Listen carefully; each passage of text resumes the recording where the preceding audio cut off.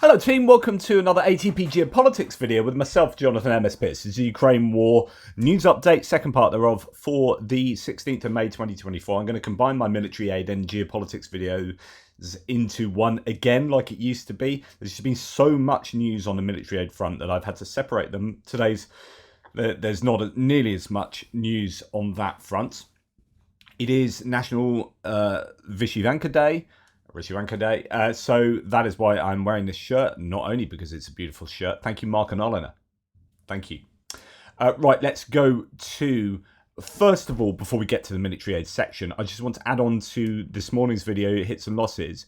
There was also a strike into Tula, deep into Russian territory. A drone strike on a military enterprise there. Reportedly, the target of the attack was most likely the production facilities of a state-owned enterprise of the Russian defense complex Basalt. It is a key enterprise in Russia for the production of ammunition and supply of weapons for Russian ground forces, air force and navy. This is incredibly significant. It's really important that Ukraine hit these defense military industrial complex facilities, not only to hamstring Russia in terms of hitting refineries to stop the funding of the war through hydrocarbons and refined oil products sales, but also to stop those products getting to the front line so that the Russians can't operate their machinery as easily or as efficiently and logistics and so on, but also to stop them getting munitions and equipment. So I'm always happy to see these kinds of strikes take place. I don't know whether they're successful, what the impact would be, but anyway, that has come out. And as mentioned here, production facility of Basalt in Tula. According to the GUI, actually nothing else to add to that. Right, so anyway, on from there, let's go to military equipment, and we're going to start with a bit of French stuff. So Arcus Defense is part of the establishment of a support chain on Ukrainian territory for VAB and Caesar. So those VAB is an armored personnel carrier that the French have provided to Ukraine, and Caesar is a self-propelled gun. Quote, we are setting up a number of systems with the Ukrainian partners to supply parts and also help them set up maintenance workshops. Really good news to get a presence inside Ukraine to help with the logistics, with the maintenance of these vehicles so they don't have to get sent back to foreign countries to get fixed and brought back up to spec. There have been these initiatives like the UK providing 3D metal printing so that they can actually manufacture parts when necessary, which is also a good solution if that's workable. Ukraine's request for new bastions finally materialized last year, with deliveries scheduled to begin in July. So I'd already told you about this. That's a vehicle, looks a bit like the Rochelle Senator. First batch of 11 of those is being produced, but it gives us a date of July there, which is pretty cool. And I think there's another 100 to follow as well. So good news there. Now, some more French stuff. So, quote, ever since its first deliveries to Ukraine, France has also been careful to ensure that its weapons are not used on Russian soil. The targets and trajectories of the Storm Shadow missiles France has supplied to the Ukrainians are systematically verified by Paris. This is the idea that, the US might be allowing the Ukrainians to fire their weapons into Russian territory. France is saying we're very careful not to, it's not to forbid them, but to ensure that they are not used. Yeah, and to ensure they're not used, I suppose, the same thing, isn't it? Without having changed its position, at least for the time being, he continues, France has reportedly been studying the possibility of deploying small military units to guard the border between Ukraine and Belarus in order to relieve Kyiv's forces. The use of the European Gendarmerie Force, Eurogend 4, an organisation composed of security forces from 7 European countries, France, Italy, Spain, Portugal, Netherlands, Romania and Poland, had also been considered before the idea was abandoned. A diplomatic source said the military felt that the risk of direct confrontation was too great. So, this is obviously not as good news as the French. Emmanuel Macron's been talking very strongly about use of French forces. This is one idea that they had that doesn't seem to be a goer. It's also a bit disappointing if they are not allowing French weapons to be used inside Russian territory. So I'd definitely like some confirmation of that, as it seemed to be kind of goes a little bit counter to Emmanuel Macron's very strong rhetoric with regard to strategic ambiguity and allowing Ukraine as much leeway as possible, I guess. And then here we have Anton Gerashchenko talking about German concern Rheinmetall planning to open a new enterprise for air defense systems in Ukraine. We've heard about this sort of stuff previously, and this is Armin Perpiger. It will probably take at least 1 to 2 years before the production will start. So I reported on this a little bit yesterday, just a bit more flesh on the bones. Prior to the meeting, Rheinmetall reported that it had already delivered hundreds of thousands of artillery shells, ammunition for Gepard and battle tanks, mobile and medical hospitals, and more than 100 Marder IFVs and many other systems to Ukraine. Quote, we will continue to expand our position as Europe's leading ammunition manufacturer by opening new production facilities in a number of countries. By doing so, we are making a significant contribution to Ukraine's defensive capability and providing much needed resupply for NATO partners, Armin Palpiger said. So that's really good news.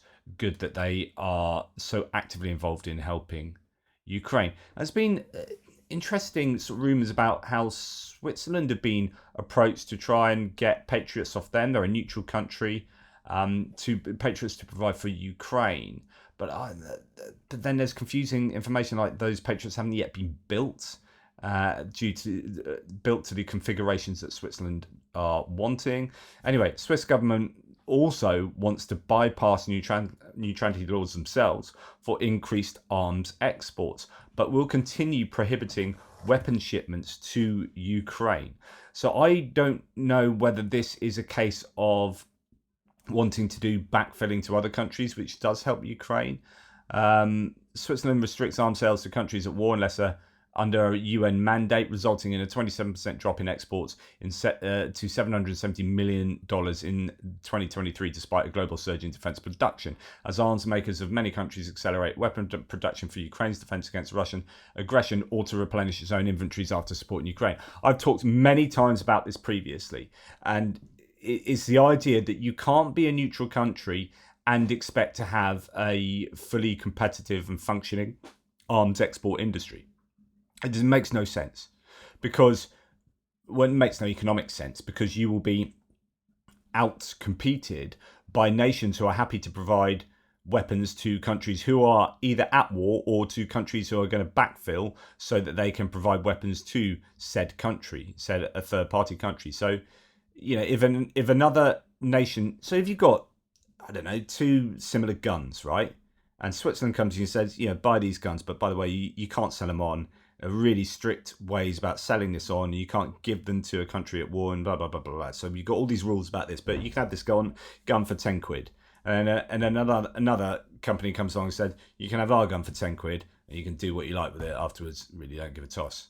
Who are you going to buy them from? So you're going to buy it from the other country, not the company, not the Swiss one. So the Swiss arms industry has taken a hit, and they know that the country's political positioning on this is not helping them.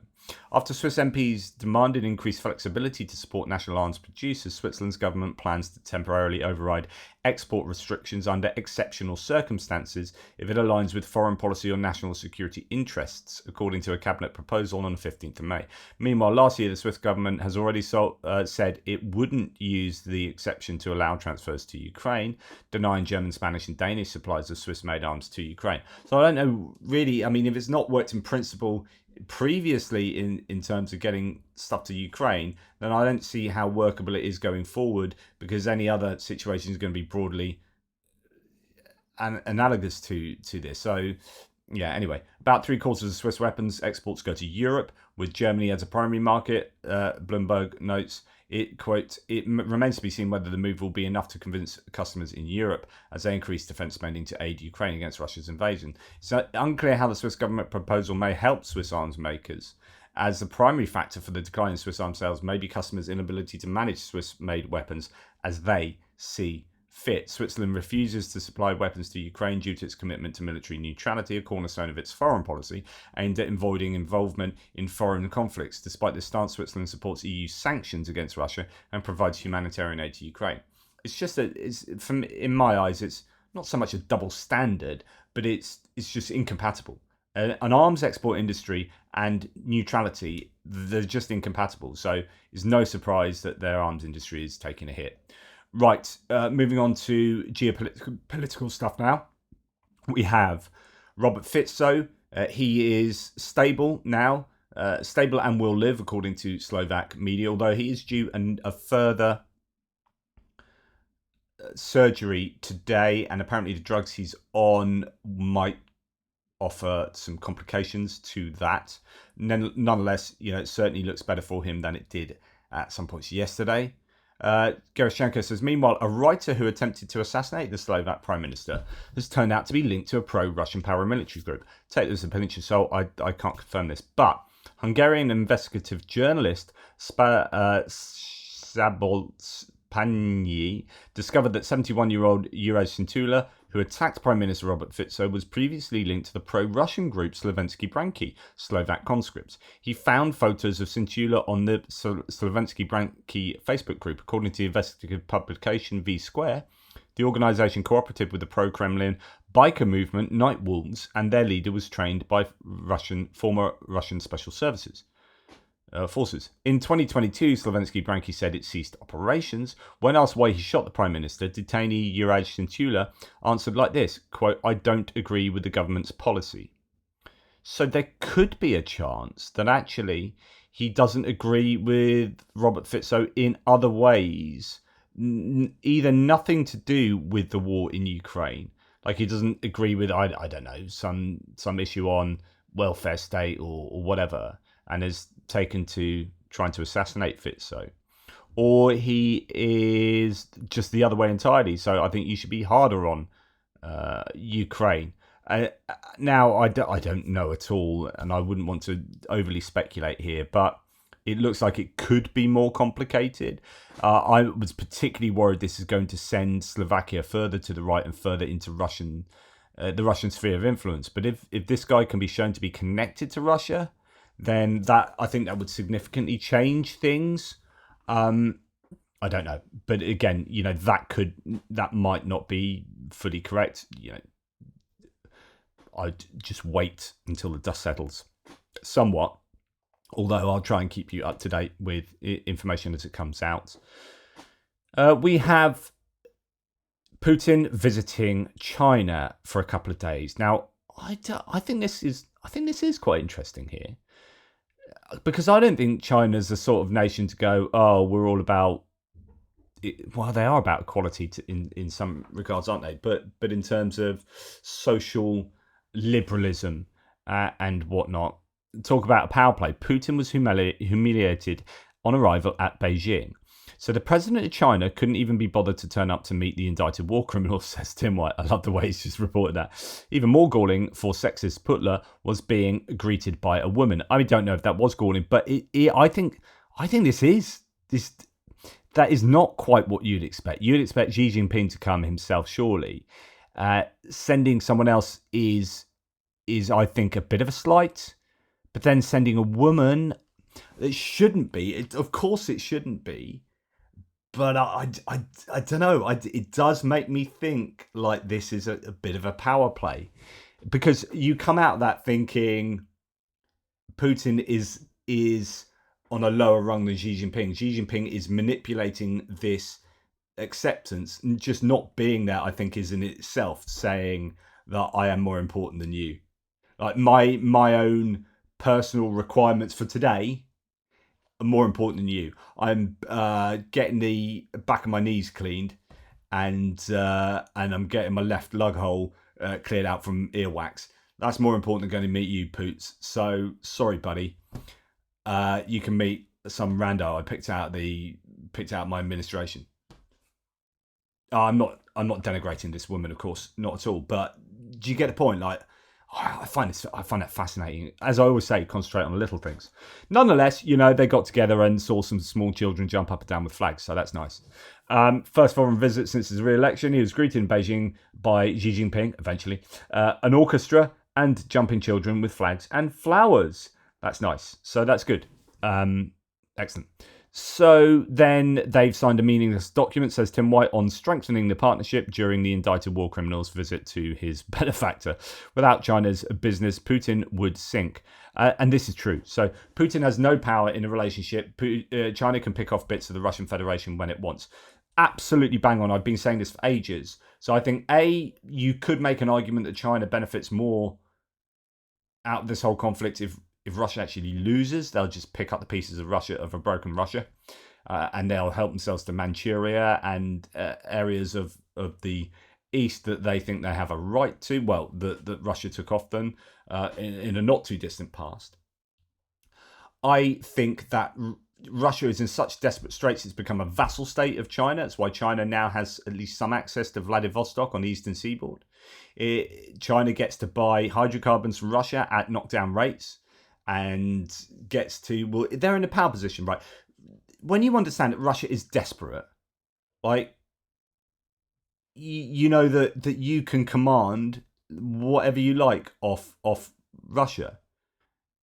It's just so obvious. So Russia are beholden to China. They are in desperate straits. They need serious help financially, economically. They need serious help with regard to weapons, components, and weapons as a whole.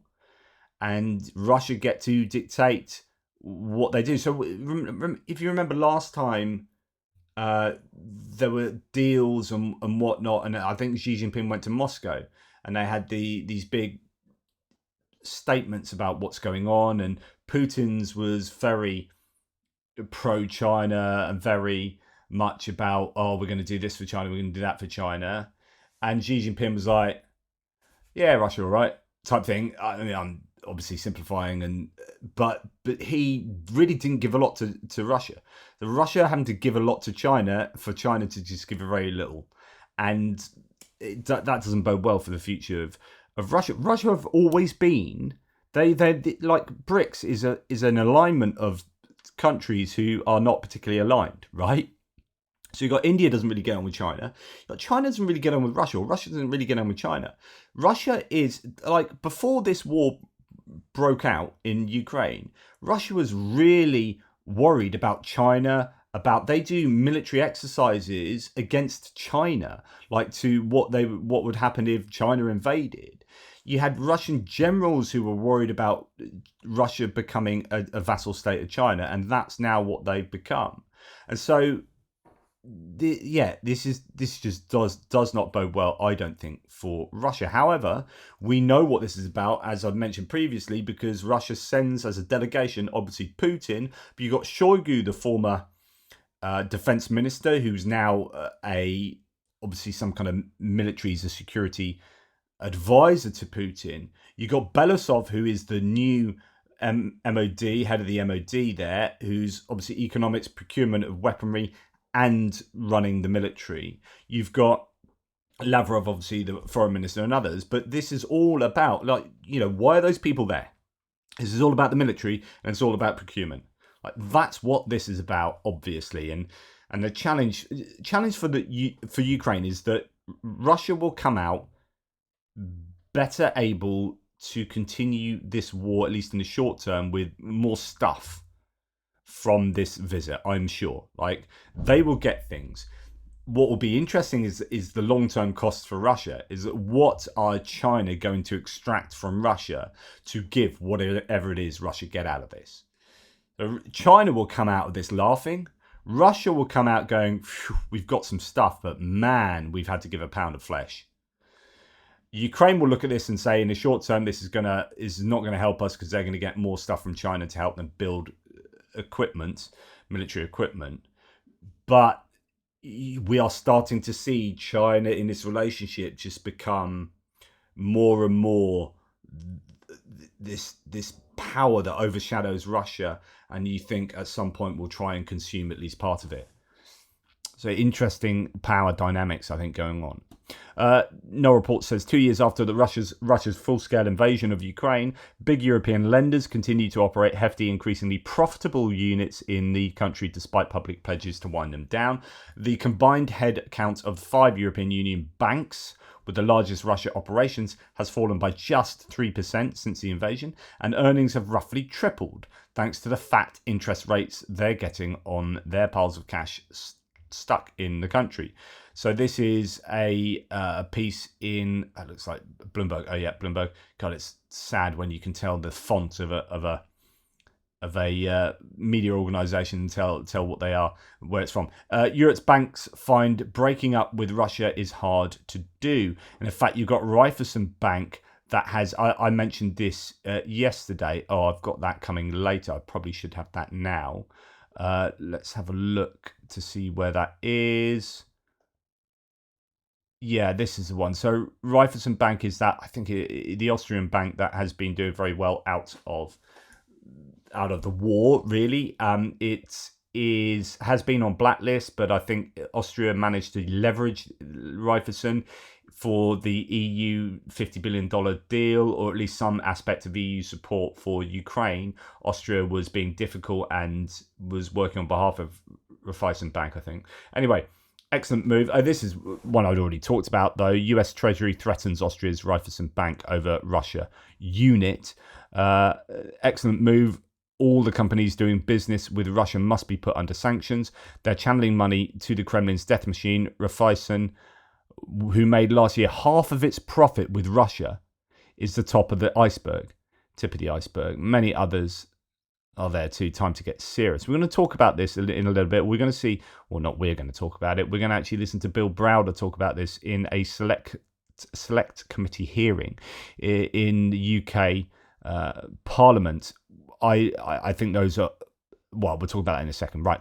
First of all, let's tee it up. So Russian oil is being massively routed to the EU via Turkey, which has become a key transit point. From February 2023 to 2024, Turkey's purchases of Russian oil increased by 105%, and its fuel exports into the EU rose by 107%. The scheme is possible because of a workaround in Brussels sanctions that allows blended fuels into the EU if they're labelled as non-Russian. It's very much like when you get stuff that's made in the UK, like labellers made in the UK, and it's got all these different parts that have you've got, like, I don't know, Romanian chicken and this cheese from there, whatever. You whack it all together, you say made in the UK, and none of the constituent parts actually come from the UK. It's like, this is Indian oil, this is Indian petrol. Yeah, but it's entirely made of the natural resources from Russia, so it's really Russian, and you just put it through a process.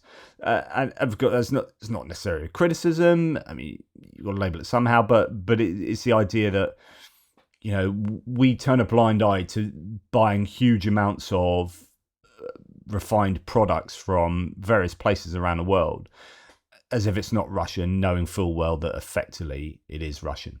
And Turkey is one of the places that's getting away with that. India.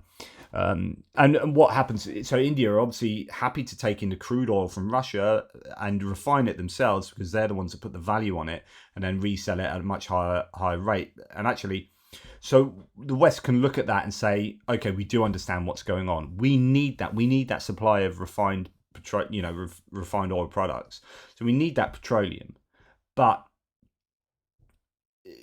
we don't want to buy that directly from Russia, because that's not so good. So we're going to buy it from India, knowing that it comes from Russia. But India can screw Russia on the price for that, get a really good price, which is hurting India. So India can't make as much from that as they would like to, and then we'll pay that the added value to India rather than Russia. So India are the ones that benefit more than Russia. Turkey became Putin's pit stop for selling camouflage fuel to the EU, according to Politico. Moscow bagged $3 billion through a sanctions loophole that allows Turkey to relabel Russian oil and ship it to the EU.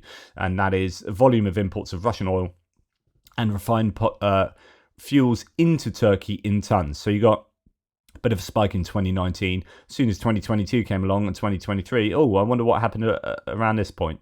Oh, right, Russia went to war and was sanctioned. Oh, right, and now it's all coming through Turkey. So this is a problem. Now, Bill Browder knows about this. The Magnitsky rule, the act that's been put in place in a number of countries around the world. He is an American, but he resides in London at the moment. He keeps talking about we in this, and he genuinely means the UK. At one point, he means it wider we, but generally he's talking about the UK and our laws. And this is a select hearing. I do like select hearings, and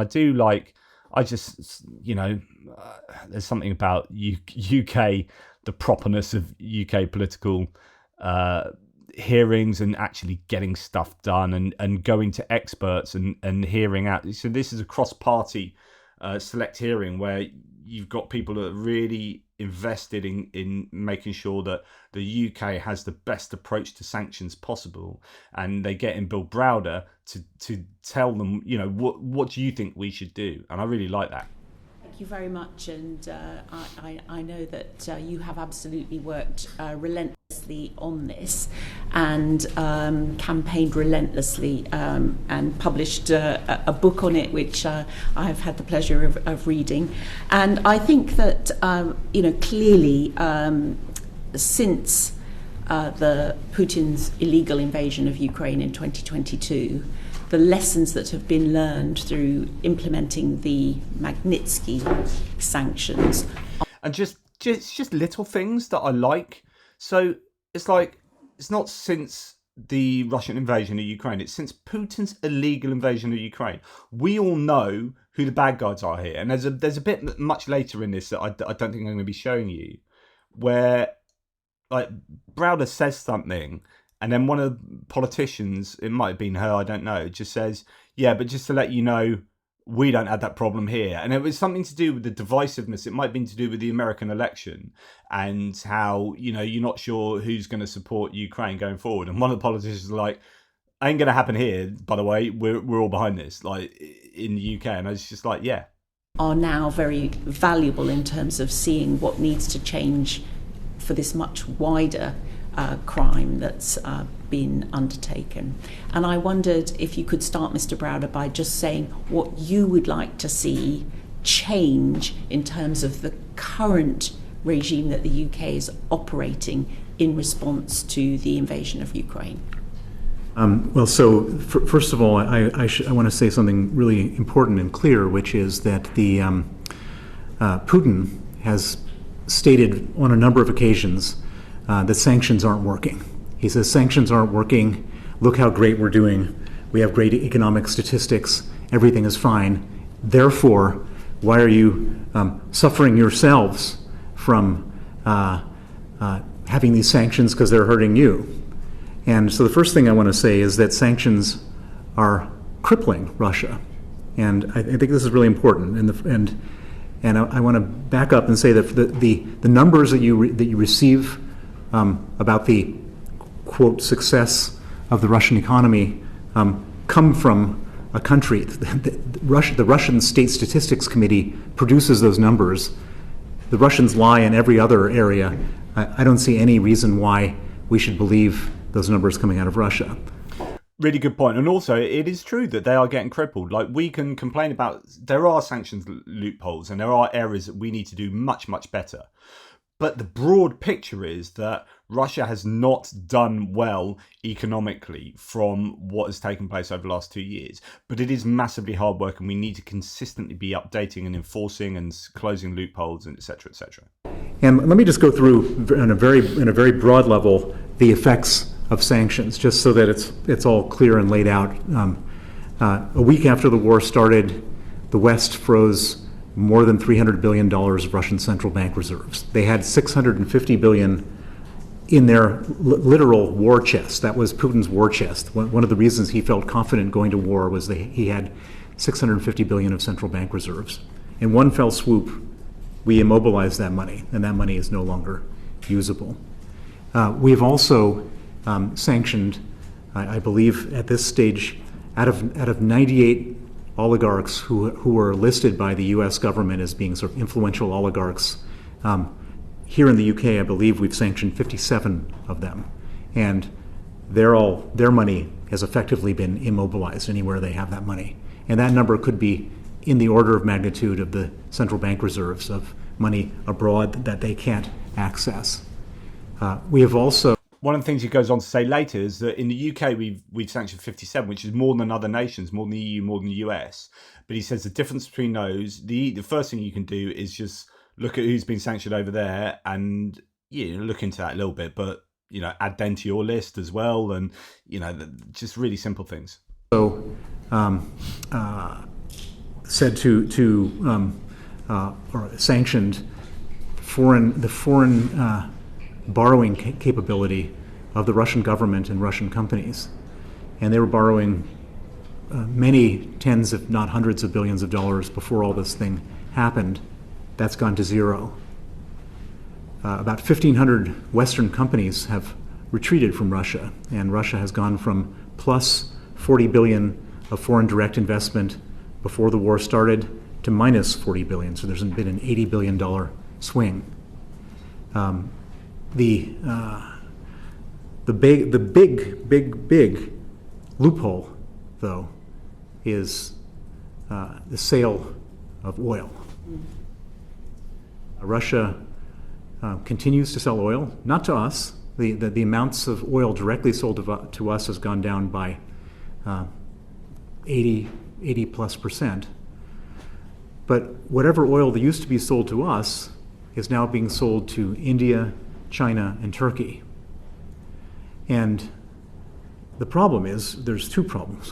One is that they continue to get a lot of money from that oil, somewhere between $500 million and $1 billion a day. And second, the oil that's being sold to refineries in India, China, and Turkey, some of that oil comes back this way. About $23 billion worth of oil refined products is being sold back in this direction to the EU. And I believe that last year the UK bought $2.2 billion worth of that refined product. And so as long as Russia can sell the oil, Russia can use that hard currency to buy weapons, and they can use those weapons to kill Ukrainians. And so on one side, we're funding either or directly or indirectly, we're funding Russia to conduct their war. And on the other side, we're then funding the Ukrainians to fight back. And something has to give. And what Putin is hoping is going to give is that we're going to run out of patience to fund the Ukrainians. And we've seen evidence of that. And we saw this at the EU when the 50 billion euro package was being held up. Not from this parliament. No. Oh yeah, that was the part. We saw that not from this country. Not from us. But not from just, we don't do States, that. 61 billion. And so we need to figure out a way to continue to immobilize Russia's ability to conduct this war, and the best way to do that is to work on this oil. So what I'm hearing you say is that the sanctions are crippling the Russian economy, that financial sanctions have been effective in catching the right people and some substantial amounts of money, but that the main loophole is through oil, which being fungible is somehow ending up in the UK. Is that a good summary of what I just heard? Exactly what I've... Thank you very much. That's really a fascinating place to start. Drew? Yeah, We'll just listen to the next part. In February 2023, you wrote an op-ed on seized Russian assets, saying that they should be used to fund the war in Ukraine. What impact do you think that would have if that went ahead, if seized assets were able to be used for the war in Ukraine? What impact would it have in Ukraine? Well, quite simply, if the West, the UK, US, EU, and other allies were to confiscate $300 billion, that would change the whole nature of the war. This war, ultimately, when it comes right down to it, is a resource war. Russia has more resources than Ukraine. Putin is banking on the fact that as the war drags on, we're going to have less appetite than he has to conduct the war, and that we're going to stop funding. And we've seen evidence of that. When I say we, I say that as a collective we. If this money were to be confiscated, this is 5 times what the U.S. had been dragging their feet on, 5 times the 61 billion that the U.S. had been dragging their feet on. And remember as well, and it's great to hear Patrick Bury talking about this on the Times Radio today as well, saying that $61 billion, remember, only 25 billion tops of that is actually military aid to Ukraine. Like, the rest of that is kind of stuff to help the US arms industry out, etc., etc. And so that's always important to bear in mind. And when you're talking about $300 billion plus, if that could be turn into liquid cash, or Ukrainians could get hold of that. It just would make an insane amount of difference.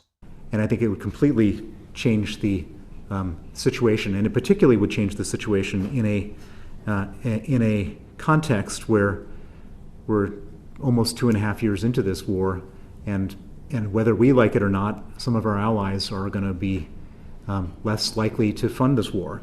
And I'm particularly concerned about what might happen in the United States. There's an election coming up on November 5th in the United States.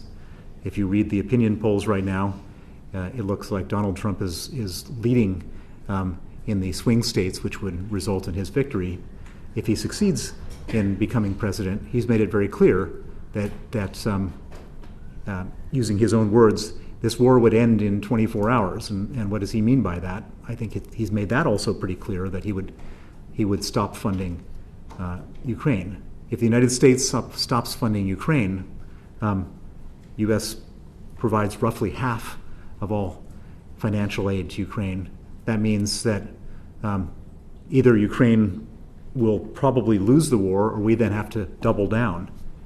And this money, this $300 billion, would solve that problem. It would basically be an insurance policy against that problem. There's been really interesting, and goodness me, there's so much of this is really very interesting. He goes on to be asked whether that, because there are these arguments against releasing or confiscating those assets and giving them to Ukraine.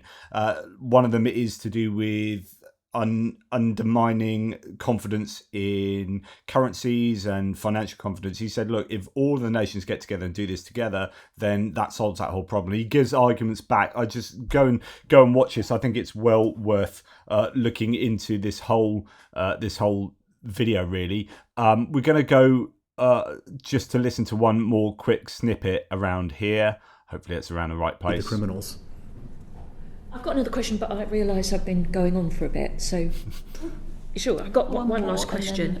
To crack down on sanctioned individuals keeping money in the UK, the defence think tank RUSI has suggested that we create tripwires. That is where you create a new offence that you would then judge these oligarchs to have committed. Do you think that's a sensible way forward? Well, I'm not familiar with the details of the proposal, so I don't want to comment on that, but I do want to comment on one thing which is really important, which is that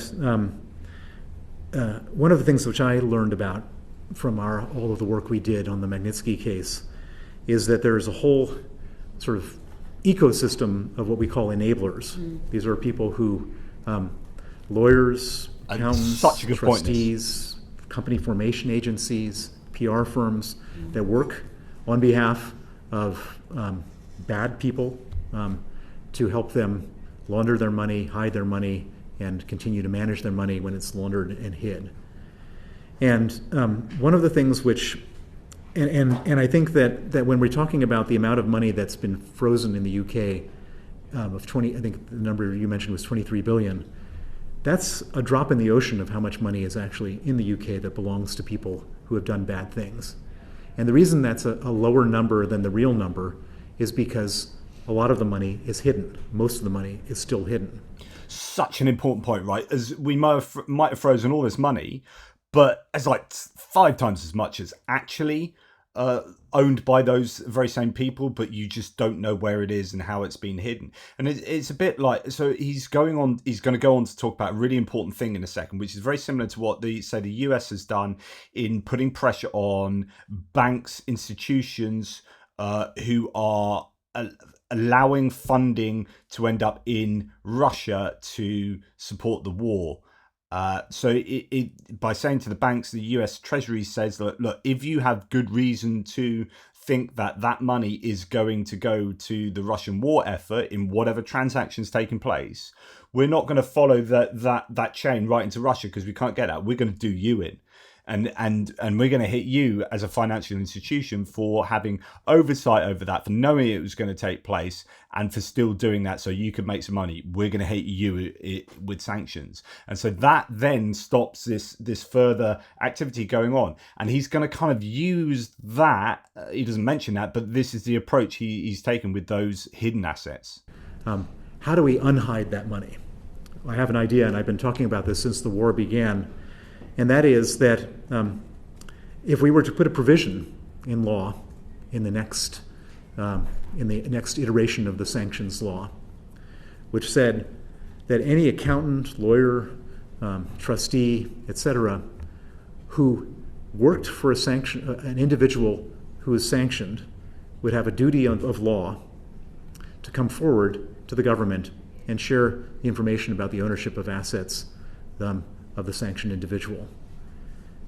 If you take the poachers and turn them into the gamekeepers, all of a sudden that number of 23 billion would probably go to 230 billion. Boom. And it would probably cause any future lawyer, accountant, etc., not to want to get involved in this thing unless they knew that their clients were proper, legitimate individuals. That's just going forward, that's so good for cleaning up your economy, unless you don't want to, unless that laundering the money is actually kind of keeping your economy going. But in terms of this problem of Russian money being laundered through the UK, for example, let's not just go after those individual oligarchs and Russian entities. Let's go through the enablers. Let's hit the enablers there. Oh, you were the PR firm that worked for them. Oh, you were the financial advisors, the consultants that worked for them. Oh, you were the tax advisor. Okay, right. What did you advise he did? Okay, and that's where that money is, right? And you knew that, okay, because you know he's sanctioned, right? That means in effect you are sanctioned by extension unless you can absolve or you can tell us exactly where all that money is and what's happened to it. Otherwise, mate, you're going down too. Anyway, so much more on this. He gives a whole list of the oil refineries around the world that are doing the work on the Russian crude oil. You know, this is a very information-rich select hearing, and I just really like it, and yeah, good stuff. Reuters says Finland plans to use reservists to patrol the border with Russia. Finland is planning, to change its conscription rules to allow reservists to help patrol the border with Russia in case there is a sudden wave of migrants, according to Reuters yesterday. Foreign ministers of Lithuania, Estonia and Iceland addressed protesters in Tbilisi against the law on foreign agents. So I said that they had a meeting with Zurashvili, the president, Salome Zurashvili, yesterday. And that's not the prime minister. Tens of thousands of people continue to protest against the law on foreign agents in Tbilisi. About 30,000 people took part in a large-scale rally in front of the Georgian parliament on Wednesday. European foreign ministers on an official visit to Georgia took part in the protest. Lithuanian Foreign Minister Gabrielis Landsbergis said he is a bit of a legend. Said his colleagues were at the rally in Tbilisi to support the Georgian people's desire to be part of the EU and NATO. Tbilisi Parliament finally passed a controversial law on foreign agents on May the 14th. So I don't know where those protests go now. It's going to be interesting to see, like today and tomorrow, what happens. Financial Times says the EU to freeze Georgia's membership bid if foreign agents law is enacted. The EU will freeze their membership bid. According to the Financial Times, so that's serious consequences potentially, but maybe that's not a problem for Georgian Dream. Maybe they're like, that ship has sailed, and we are now moving further towards the sphere of influence of Russia. And the guy behind Georgian Dream, Bidzina Ivanishvili, who I talked about yesterday, puppet master betting the house on Moscow. This is a profile in The Guardian. There's quite a lot of reporting on Georgia, which is good, because I was worrying it might go under the radar a little bit, but I've heard it on radio. I've seen it in the newspapers, so I'm somewhat happy at the moment. I don't know whether it'll just quickly fade away though.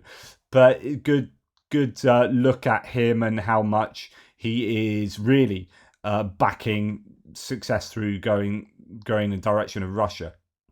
And so I don't think you're going to change these people's minds. It's either about a political whirlwind taking place in their next elections, but then if Georgian Dream are going to be changing rules about because they have a parliamentary majority, if they can then change the rules on the electoral process, then you can imagine the next elections might not be free and fair, etc., etc. And so, it could all come down to the movement of the people. Right, German Parliament member and member of the far right and pro-Putin AfD party, Peter Bystron, has lost his immunity. Police have stormed apartments and objects in Berlin, Bavaria and Mallorca. That's an island in the Mediterranean, in the Balearic Islands, Ibiza sort of area. The charges are money laundering and corruption. Peter Bystron is accused of having taken Russian money. The Czech intelligence BIS obtained video and audio messages where Bystron incriminated himself. He was regularly in contact with the Voice of Europe. They have now been sanctioned or exposed, and I think they're going to be sanctioned, and now exposed Russian influence operation that has been put on several sanction lists. The AfD is involved in numerous treasonous activities. So, yeah, it's not looking good. Hopefully this will have an effect on their popularity in the European elections, because we don't want Eurosceptic pro-Russian parties to gain prominence when we need the EU to be as unified as possible. Germany to Ukraine just adds to this. Let's get his view. Because he is accused of having received money from pro-Russian propaganda network Voice of Europe, the immunity of Bundestag member has been lifted. His parliamentary office is being searched, properties being searched as well. Background was, the Czech intelligence agency, that Russia-friendly candidates for the European elections in June received covert financial support, including German MP Bystron. Network is said to have been managed in the background by Viktor Medvedchuk, a friend of Russian dictator Vladimir Putin. And Medvedchuk, remember, is a guy whose $220 million yacht has just been confiscated in Croatia, and that has been finalized and sorted out so that it's now Ukrainian and they can do with that what they will. But Medvedchuk was a chap who was touted as being a replacement to Zelensky, was captured in Crimea. Oh no, he was captured in, I can't remember where, but by the Ukrainians, and then he was swapped in a prison exchange deal. Anyway, he's then now to do with propaganda projects against Ukraine, because he's got a kind of Ukrainian mindset. He understands how they work, and so he's involved in sorting out lots of propaganda that goes into Ukraine, but also obviously in charge of, it appears, money that's going to people like that German politician. Ilan Shur, a fugitive Moldovan oligarch and pro-Kremlin politician, so going from Medvedchuk to your man Shaw here, has received a Russian passport. Who knew? I applied for it, I received it. So today I am, among other things, a citizen of the Russian Federation, Shaw said in an interview. In Moldova, he was sentenced to 7.5 years in prison for his involvement in a bank fraud case. In 2019, the politician left the country. He also under the EU sanctions list for destabilization and undermining the sovereignty of Moldova. Russia, the point of including that is Russia really do have fingers in a lot of pies, and the tentacles of Russian influence spread throughout so many countries in Europe and indeed around the world, and they touch very many people, and with that they spread their insidious virus that affects the brain functioning of people like your man here, who then suddenly think, oh, Russia is wonderful. I don't know what could attract you other than, well, power and money, I guess, that you couldn't otherwise get. But yeah, it is a real challenge to our political stability, to our, I think, economic stability as well. Russia are just a huge challenge to Europe, to the US, to so much more of the world. Anyway, that's enough from me. That's combining both videos, so it's a little bit longer, but hopefully it's informative, and I could have shown you much more Bill Browder. Go and watch it yourself, or watch his. And thanks to David Edwards who sent me that video, by the way. Also watch his TED talk from some years ago, saying he was Putin's #1 enemy. That's a really interesting TED talk. I remember watching that some time ago. Anyway, take care. Speak soon.